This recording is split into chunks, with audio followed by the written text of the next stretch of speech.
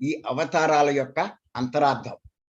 నేను నా పుస్తకాల్లో ఇచ్చాను ఇవన్నీ ఎంత బాగా చదివితే మీరు ఆ జ్ఞానం సంపాదిస్తారు, సరైన విధంగా మీరు జీవిస్తారు, మీ భవిష్యత్తు ఎంతో వైభవంగా మారిపోతుంది.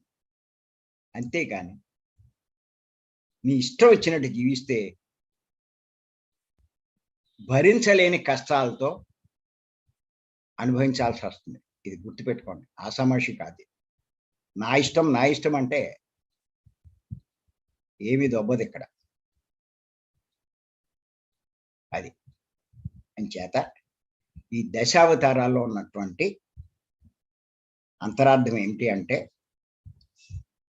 మత్స్యావతారం అంటే జలచరాలన్నీ దైవ స్వరూపమే అని తెలియచెప్పడానికి ఉద్దేశించిందే మత్స్యావతారం.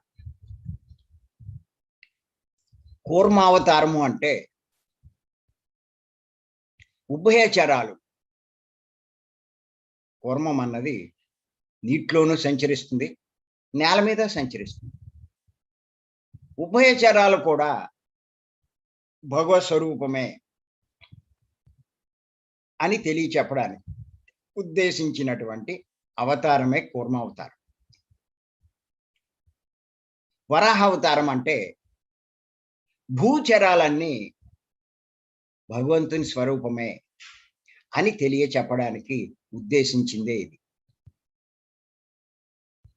తర్వాత వచ్చింది నరసింహావతారం. అంటే పరివర్తన చెందిని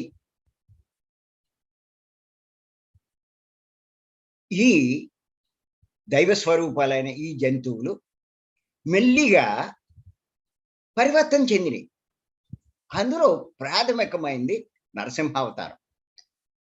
సగం మానవ రూపము, తల జంతు రూపం. అది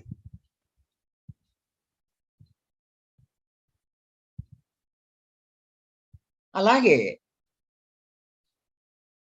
మరి వామనావతారం, పరశురామావతారం, రామావతారం, కృష్ణావతారం, ఇలా ఒక్కొక్కటి అభివృద్ధి చెందుతూ వస్తున్నటువంటి అవతారాలు.